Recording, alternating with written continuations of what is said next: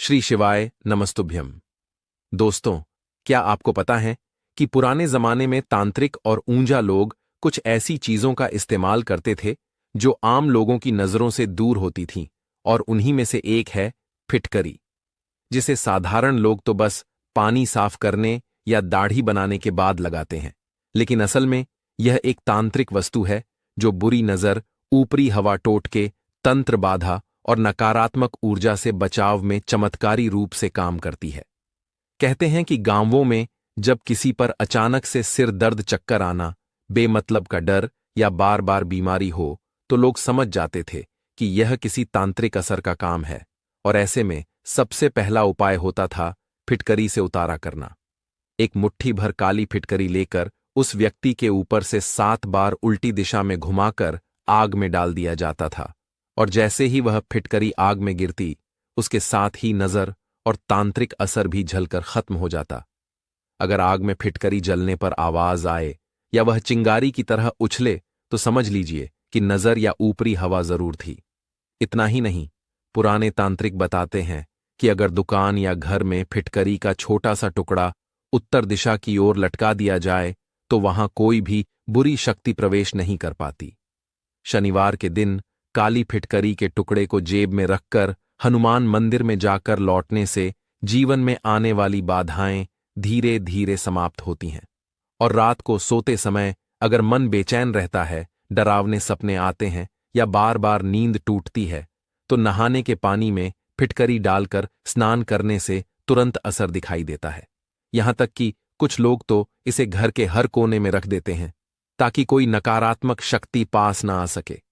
यह ना कोई टोना है ना टोटका, बल्कि हमारे पूर्वजों की परखी हुई तांत्रिक विद्या है, जो आज भी उतनी ही असरदार है जितनी 100 साल पहले थी। बस फर्क इतना है कि अब लोग इसे भूलते जा रहे हैं। लेकिन अगर आप इन पुराने उपायों पर विश्वास रखते हैं, तो एक बार जरूर आजमा कर देखिए। हो सकता है आपकी किस्मत की उलझी डोर भी इसी छोटे से फिटकरी के टुकड़े से सुलझ जाए।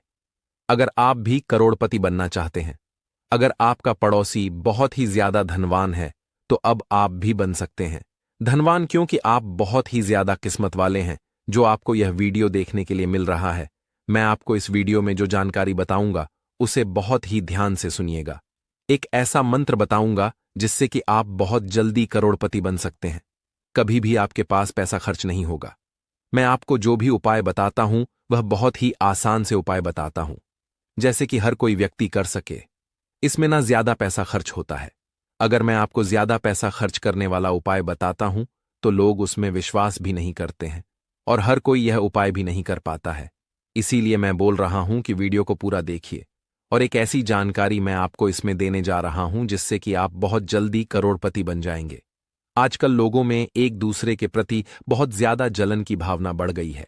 इसी कारण से वह एक दूसरे को परेशान करने के लिए उनके ऊपर तांत्रिक क्रियाओं का प्रयोग करने लगे हैं, जिस कारण से उनके धन की वृद्धि नहीं हो पाती है। लेकिन अब से ऐसा नहीं होगा। अगर आप मेरे द्वारा बताया गया काम कर लेते हैं, तो आपको बहुत जल्दी पैसे की प्राप्ति होगी और आप बहुत जल्दी धनवान बन जाएंगे। आपके घर में इतना पैसा होगा कि आप सोच भी नहीं सकते हैं। मैं आपको इस वीडियो में बताऊंगा कि आपके पड़ोसी के घर से क्या लेकर आना है, जिससे कि आप धनवान बन जाए। अगर आपके घर में आसपास कोई भी बहुत ज्यादा धनवान व्यक्ति है, तो आपको उसके घर से यह चीज ले आनी है। फिर देखिए आप कितना जल्दी धनवान बन जाएंगे। लेकिन जो मैं आपको बताऊंगा, उसे चीज को आप अपने पड़ोसी के घर से कभी भी नहीं लेकर आए। अगर वह लेकर आ जाते हैं, तो आप बर्बादी के रास्ते की ओर पहुंच जाएंगे।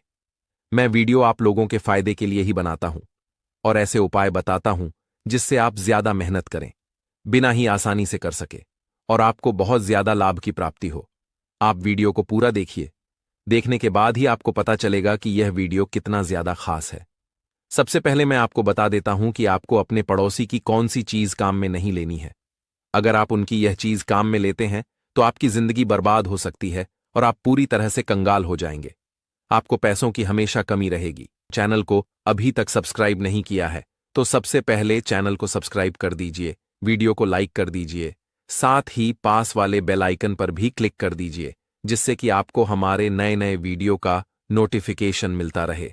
अगर आप सच में माता लक्ष्मी को प्रसन्न करना चाहते हैं तो कमेंट बॉक्स में जय मां लक्ष्मी जरूर लिखिए। अब हम बात करते हैं कि आपको अपने पड़ोसी की कौन सी चीज काम में नहीं लेना है। आपको किसी दूसरे के जूते चप्पल बिल्कुल भी काम में नहीं लेने हैं, क्योंकि जूते चप्पल शनि ग्रह पर प्रभाव डालते हैं। और अगर आप दूसरे व्यक्ति के जूते चप्पल काम में लेते हैं तो फिर हमारा शनि दोष लग जाता है। हमारे प्राचीन धर्मशास्त्रों में भी कहा गया है कि व्यक्ति के अच्छे बुरे कर्म उसके जूते चप्पल में होते हैं। इसीलिए किसी व्यक्ति की जब मृत्यु होती है तो उसे व्यक्ति के घर वाले चप्पल जूते नहीं पहनते हैं। आपने अक्सर देखा होगा, ऐसा इसलिए ही होता है कि उसे व्यक्ति के जो भी अच्छे बुरे कर्म होते हैं वह जूते चप्पल में आ जाते हैं। और अगर आप पहनते हैं तो फिर आप पर शनि की 7.5 भी लग सकती है। इसीलिए हमें कभी भी दूसरों के चप्पल जूते नहीं पहनना चाहिए। हमें किसी दूसरे व्यक्ति के चप्पल जूतों को भी नहीं लांघना चाहिए। अगर गलती से आपसे बीमार व्यक्ति के जूते चप्पल लांघ लेते हैं तो फिर उनकी बीमारी आपके ऊपर आने का खतरा रहता है। आप अपने पड़ोसी का झाड़ू कभी भी नहीं लेकर आए और ना ही अपना झाड़ू पड़ोसी को दें। अगर आपको अपना झाड़ू पड़ोसी को दे देते हैं तो आपके घर की लक्ष्मी आपसे रुष्ट हो जाएगी और हमें किसी का पुराना झाड़ू भी काम में नहीं लेना चाहिए। इससे माता लक्ष्मी हमसे नाराज हो जाती है और हमें उनके क्रोध का सामना करना पड़ सकता है। हमें कभी भी किसी भी दूसरे व्यक्ति का रुमाल या फिर पुराने कपड़े काम में नहीं लेना चाहिए। अगर कोई व्यक्ति नशा करता है, जैसे शराब आदि पीता है, तो उसका रुमाल तो बिल्कुल भी नहीं लेना चाहिए। अगर आप ले लेते हैं तो फिर आपकी उन्नति कभी भी नहीं होगी और आप बर्बादी के रास्ते पर चलते चले जाएंगे। अब एक जो चीज मैं आपको बताने जा रहा हूं उसे बहुत ही ध्यान से सुनिएगा, क्योंकि उसे लेने की गलती बिल्कुल भी आपको नहीं करनी है, क्योंकि वह हमारे समय का लेखा जोखा रखती है। मैं आपको बता देता हूं, आपको कभी भी किसी दूसरे व्यक्ति को अपनी घड़ी नहीं देनी चाहिए, ना ही दूसरे व्यक्ति की घड़ी आपको लेनी चाहिए, क्योंकि वह हमारे समय का लेखा जोखा रखती है। घड़ी को समय का प्रतीक माना जाता है। किसी दूसरे को अपनी घड़ी दे देता है तो वह बर्बादी के रास्ते पर बहुत जल्दी पहुंच जाएगा। आजकल फैशन के द्वार में लोग एक दूसरे की चीजों को देखकर आकर्षित होते हैं। अगर किसी की घड़ी उन्हें अच्छी लगती है तो वह अपने हाथ में पहन लेते हैं, लेकिन आपको बिल्कुल भी ऐसा नहीं करना है, क्योंकि घड़ी समय का अच्छा बुरा लेखा जोखा रखती है। ये सब चीज थी कि आपको अपने पड़ोसी की या फिर किसी भी दूसरे व्यक्ति की आपको कभी भी काम में नहीं लेना चाहिए। अब जो चीज मैं आपको बताने जा रहा हूं, अगर आप वह पड़ोसी की या किसी दूसरे व्यक्ति की मांग कर ले आते हैं तो फिर आपको करोड़पति बनने से कोई नहीं रोक सकता है। आप दुनिया के सबसे अमीर आदमी बन जाएंगे। अगर आप मेरे द्वारा बताई गई चीज ले आते हैं तो फिर आपको दुनिया की कोई सी भी ताकत अमीर बनने से नहीं रोक सकती है। मैं आपको जो सामान बता रहा हूं, आपको अपने पड़ोसी से मांग कर लाना है, चोरी कर कर नहीं। इस बात का आप ध्यान रखें। आपके आसपास जो भी सबसे ज्यादा धनवान व्यक्ति है, आप उसके घर से मांग कर लाते हैं तो आप उससे भी अधिक धनवान व्यक्ति बन जाएंगे। लेकिन मैं जो उपाय बता रहा हूं उसे आपको बहुत ही ध्यान से करना होगा। एक बात का आप विशेष ध्यान रखें, जो चीज मैं आपको बताने जा रहा हूं वह आपके पड़ोसी के घर से चुराकर नहीं लानी है, आपको उनसे मांग कर लानी है। आप पर वीडियो को पूरे ध्यान से देखें। कहीं समझ नहीं आए तो आप वीडियो को दोबारा देख सकते हैं, और अगर याद रखना चाहते हैं तो आप इसे कहीं पर लिख भी लीजिए कि आपको क्या क्या लाना है, जिससे कि आप करोड़पति बन सकें। आपको ऐसे पड़ोसी के घर से वह चीज लानी है जो सभी सुख साधनों से परिपूर्ण हो, उसके पास धन दौलत की कोई कमी नहीं हो, वह साधन संपन्न हो। ऐसे व्यक्ति के घर जाकर आपको उनसे एक कटोरी चीनी मांग कर लानी है। अब आप सोच रहे होंगे कि मैं चीनी मांगने का क्यों कह रहा हूं, इससे क्या होगा। मैं चीनी लाने को इसलिए बोल रहा हूं क्योंकि चीनी का सीधा संबंध भगवान हरि विष्णु से होता है और शुक्र ग्रह से ही इसका सीधा संबंध होता है। अगर आपका शुक्र ग्रह अच्छा नहीं है, कमजोर है, तो फिर आपके जीवन में परेशानियां बनी रहेगी। इसीलिए हमें शुक्र ग्रह के सुख शांति लाना बहुत ही जरूरी है। शुक्र ग्रह शांत रहने से हमें हमेशा मानसिक शांति का अनुभव होता है और हमेशा हम उन्नति के रास्ते पर चले जाते हैं। हमारे जीवन में हमेशा खुशियां रहती हैं और हमें कभी भी पैसों संबंधी कोई परेशानियों का सामना भी नहीं करना पड़ता है। और शुक्र ग्रह का सीधा संबंध माता लक्ष्मी से ही होता है, और माता लक्ष्मी में ही हमें धन दौलत आदि प्रदान कर सकती है, जिससे हमारे जीवन में सुख शांति बनी रह सके। और इसी कारण से आपको अपने पड़ोसी के घर से चीनी मांग कर लानी है। और जो व्यक्ति साधन संपन्न होता है उसको कभी धन दौलत की कोई नहीं होती है। तो ऐसे व्यक्ति के घर पर माता लक्ष्मी हमेशा अपना आशीर्वाद बनाए रखती। इसी कारण आपको अपने ऐसे पड़ोसी से चीनी मांग कर लानी है जो पूरी तरह से साधन संपन्न है, और माता लक्ष्मी को कौड़ी बहुत ज्यादा प्रसन्न होती है जहां पर भी कौड़ी होती है। माता लक्ष्मी स्वतः चली आती है। इसीलिए आप जो पड़ोसी के घर से चीनी मांग कर लेंगे उसमें आपको एक कौड़ी रख देनी है। अब आप इस चीनी को एक डिब्बे में भरकर उसमें ऊपर एक कौड़ी डालकर बंद करके अपने रसोई घर में रख दीजिए। फिर आप देखिए कि आपके घर में कैसे बरकत होती चली जाएगी और आप बहुत जल्दी करोड़पति बन जाएंगे। जब तक यह कौड़ी और चीनी आपके घर में रहेगी आपको कभी भी किसी प्रकार की कोई कमी नहीं होगी, कभी भी आर्थिक समस्या का सामना नहीं करना पड़ेगा। जैसे जैसे आप जिस पड़ोसी से चीनी लेकर आए हैं वह उन्नति करता चला जाएगा, वैसे वैसे आप भी उन्नति करते चले जाएंगे।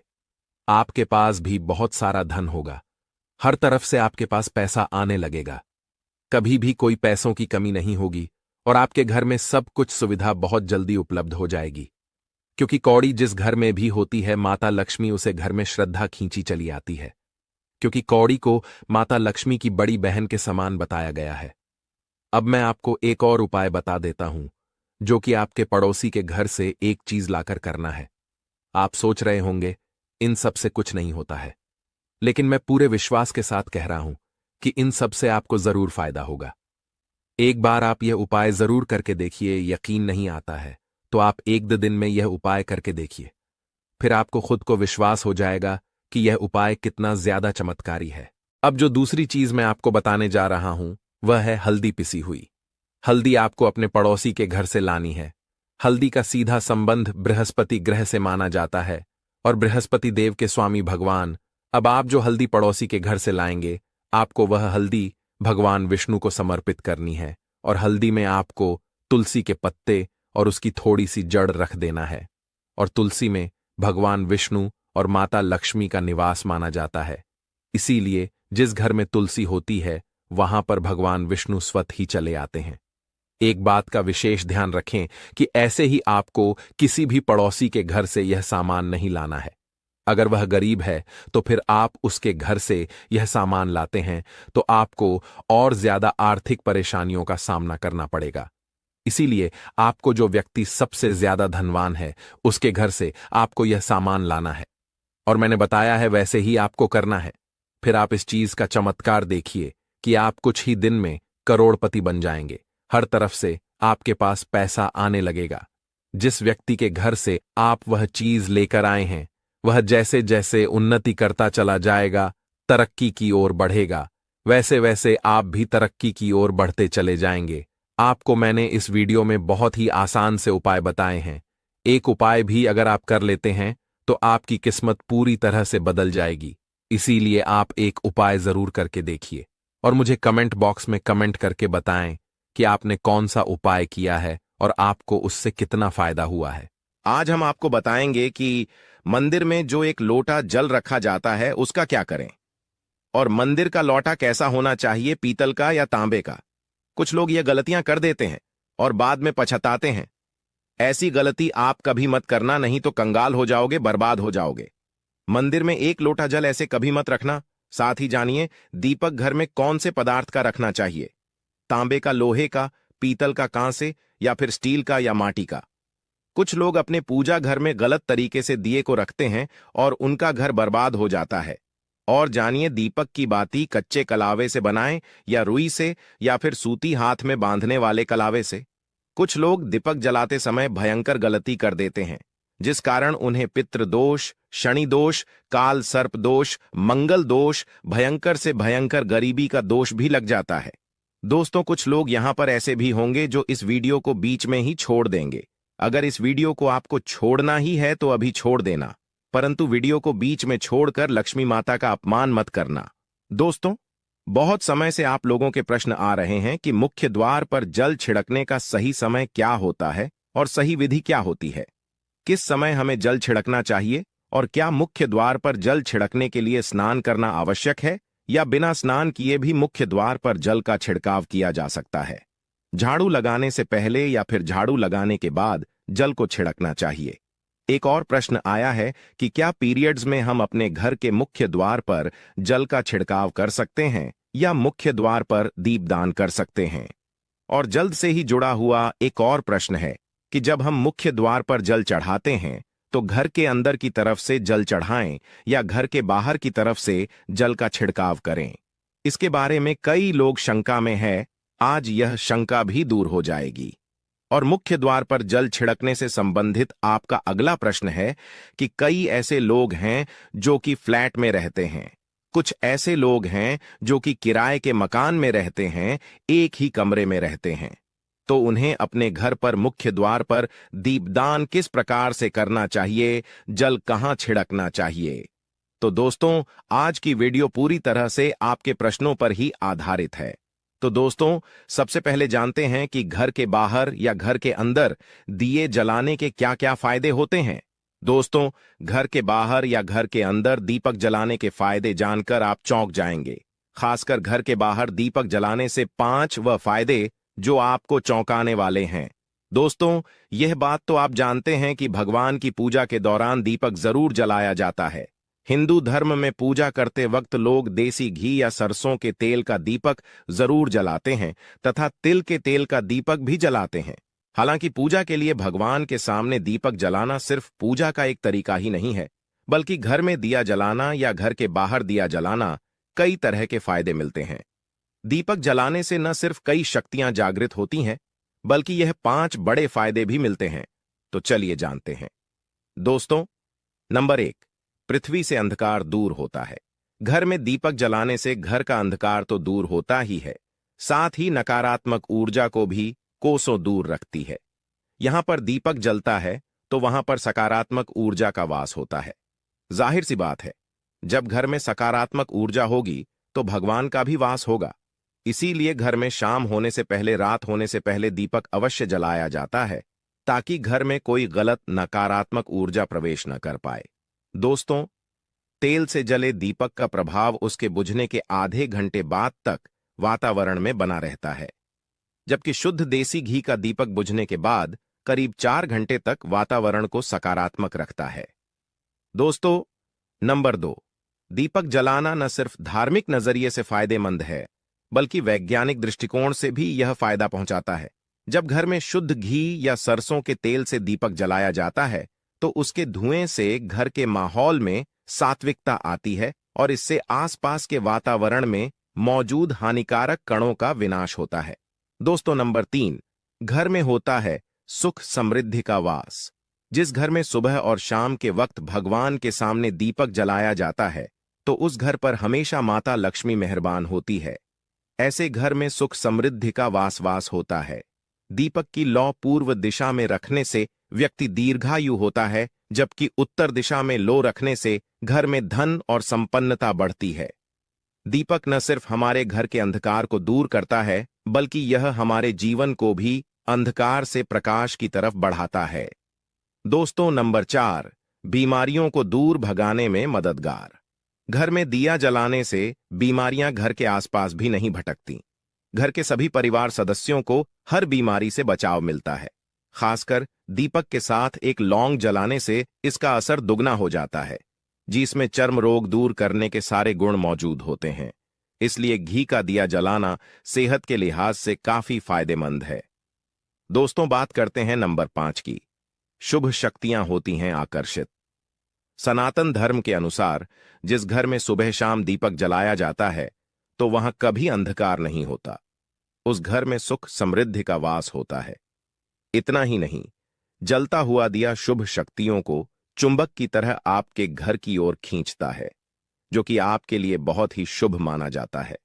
तो दोस्तों, अब जानते हैं कि मुख्य द्वार पर जल छिड़कने का सही समय क्या होता है और सही विधि क्या होती है। देखिए, अगर आप मुख्य द्वार पर जल चढ़ाते हैं तो आपको ध्यान रखना है कि जल आप एक दिन पहले ही, मतलब रात को सोने से पहले, एक पात्र में, कोई भी आप पात्र ले सकते हैं, जैसे कि आप तांबे का पात्र ले सकते हैं, तांबे का ना हो तो आप पीतल का ले सकते हैं, स्टील का ले सकते हैं, चांदी का ले सकते हैं। जो भी पात्र आपके पास उपलब्ध हो आप उसे ले सकते हैं। एक लोटे में थोड़ा सा गंगा जल डाल दीजिए और उसके ऊपर शुद्ध जल भर दीजिए। और हां, गंगा जल ना हो तो परेशान होने की आवश्यकता नहीं है। सिर्फ शुद्ध जल से भी आप पात्र को भर सकते हैं और उस जल से भरे पात्र को अपने घर की रसोई में रख दीजिए। अब जैसे कि आप अगले दिन सुबह उठकर जल का छिड़काव अपने घर के मुख्य द्वार पर करेंगे। देखिए, मुख्य द्वार पर जो सुबह सबसे पहले जल छिड़का जाता है वो हर प्रकार की समस्याओं को घर से दूर करने के लिए छिड़का जाता है। जैसे किसी भी प्रकार की नकारात्मक ऊर्जा से आप परेशान हैं, बहुत समय से परेशानियों में घिरे हुए हैं, तो ऐसे में घर की रसोई में जल रखा जाता है और यही जल घर के मुख्य द्वार पर सुबह उठकर छिड़का जाता है। इस जल के छिड़काव से आपके घर की कोई भी परेशानी हो बहुत शीघ्र समाप्त हो जाती है। इस उपाय को करने से आपके घर में सुख समृद्धि भी आती है, बीमारियों से भी मुक्ति मिलती है। मतलब देखिए, किसी भी प्रकार की मानसिक परेशानी हो, शारीरिक परेशानी हो, आर्थिक तंगी हो या आपके घर में कोई वास्तु दोष हो, किसी भी प्रकार के ग्रह दोष हो, तो आपको सभी प्रकार के दोषों से, ग्रह दोषों मुक्ति मिलती है। वास्तु दोष और पितृदोष भी समाप्त होता है।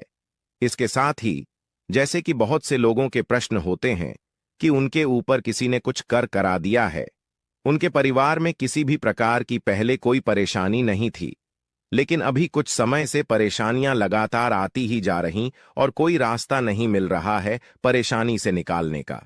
तो किसी के भी किए कराए तंत्र मंत्र का प्रभाव हो, किसी की बुरी नजर का प्रभाव हो, तो भी आपके इस उपाय से, मतलब इस एक लोटा जल से आपकी परेशानी कुछ ही दिनों में समाप्त हो जाती है। तो यह घर की सभी परेशानियों से मुक्ति पाने का रामबाण और सबसे सरल, सबसे आसान उपाय होता है, जो हमारे शास्त्रों में वर्णित है।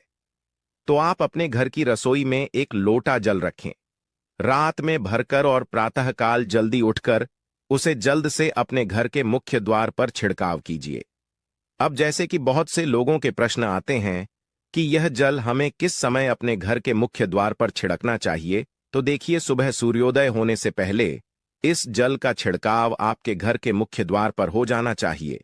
आप चाहे इसके बाद आप शुद्ध जल से, मतलब किसी भी दूसरे जल से अपने घर के मुख्य द्वार को धोते हैं तो कोई समस्या नहीं है, लेकिन इस जल का छिड़काव घर के मुख्य द्वार पर सूर्योदय होने से पहले हो जाना चाहिए।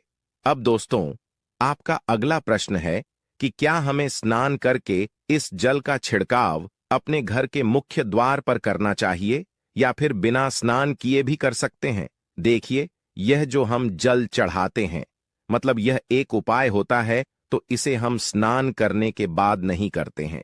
सुबह जल्दी उठते हैं और उठकर सबसे पहले घर की रसोई में जाएंगे, उसके बाद उस जल को लेकर आप घर के मुख्य द्वार पर जाएंगे। मुख्य द्वार खोलकर मैन गेट खोल दीजिए और उसके बाद मुख्य द्वार पर इसी जल का छिड़काव कर दीजिए और जल का छिड़काव करते समय अपने पितरों का ध्यान कीजिए, मां लक्ष्मी का ध्यान कीजिए, क्योंकि कहा जाता है कि सुबह सुबह मां लक्ष्मी प्रत्येक द्वार पर आती है, सबके द्वार पर आती है। जिनके भी द्वार खुले होते हैं, जिनके घर में जल का छिड़काव मुख्य द्वार पर हुआ रहता है, उसके घर में प्रवेश कर जाती है। तो आप माता लक्ष्मी का अपने मन में ध्यान कीजिए और एक तरह से प्रार्थना कीजिए, हे मां लक्ष्मी, आप मेरे घर में प्रवेश करें, आपका स्वागत करने के लिए मैं तैयार हूं। और उसके बाद अपने पितरों का ध्यान कीजिए, क्योंकि जो हमारे घर की दहलीज होती है, वहीं पर पितरों का वास माना जाता है। तो जब आप दहलीज पर जल के छींटे देते हैं तो आपके पितृ बहुत प्रसन्न हो जाते हैं और उनका आशीर्वाद भी आपको प्राप्त होता है। तो सुबह जो आप जल छिड़कते हैं, इसके लिए स्नान करने की आवश्यकता नहीं है, बिना स्नान किए भी कर सकते। दोस्तों, वीडियो में आगे बढ़ने से पहले आपसे छोटा सा निवेदन है कि कमेंट बॉक्स में जय मां लक्ष्मी अवश्य लिखें। साथ ही हमारे चैनल को सब्सक्राइब करके बेल आइकॉन को भी क्लिक कर लें। तो दोस्तों, आपका अगला प्रश्न था कि मुख्य द्वार पर जल का छिड़काव सुबह झाड़ू लगाने के बाद करना है या फिर झाड़ू लगाने से पहले भी जल का छिड़काव कर सकते हैं। तो देखिए, जैसे मैंने आपको पहले ही बताया था कि उठने के बाद सबसे पहला कार्य जो आपको करना है, वह जल का छिड़काव ही करना है। उसके बाद आप झाड़ू लगा सकते हैं। लेकिन एक चीज का ध्यान रखिए, जब हम सोकर उठते हैं तो सबसे पहले बिस्तर पर बैठे हुए ही अपने दोनों हथेलियों को एक साथ देखना चाहिए और हथेलियों को देखते हुए मां लक्ष्मी का ध्यान करना चाहिए। कराग्रे वस्ते लक्ष्मी कर मध्य सरस्वती कर मूल्य तू ब्रह्मा प्रभाते कर दर्शनम। दोस्तों, इस मंत्र का उच्चारण आप चाहे तो कर सकते हैं, नहीं करते हैं तो भी कोई बात नहीं। उसके बाद दोनों हाथ जोड़कर सभी देवी देवताओं को प्रणाम किया जाता है और उसके बाद अपने हाथ से पृथ्वी का स्पर्श करते हैं। धरती को छूकर प्रणाम करते हैं 2 बार या 3 बार और उसके बाद अपना दाहिना पांव पृथ्वी पर रखते हैं। उसके बाद ही बाकी के जो सभी कार्य होंगे वो उसके बाद ही किए जाएंगे।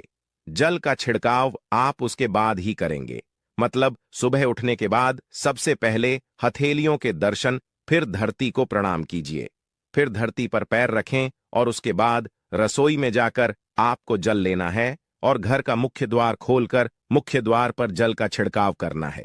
मां लक्ष्मी का और अपने पितरों का ध्यान करना है। उसके बाद आप अपने घर में आ जाएंगे और उसके बाद जो भी आपकी रूटीन वर्क होते हैं, मतलब झाड़ू लगाएंगे या फिर आप स्नान करेंगे, यह सभी कार्य उसके बाद किए जाएंगे। और अब जैसे कि कई लोगों के प्रश्न आते हैं कि जब हम जल का छिड़काव करते हैं तो क्या उसी समय घर के मुख्य द्वार पर झाड़ू लगाकर और पानी डालकर क्या मुख्य द्वार की अच्छे से सफाई कर सकते हैं?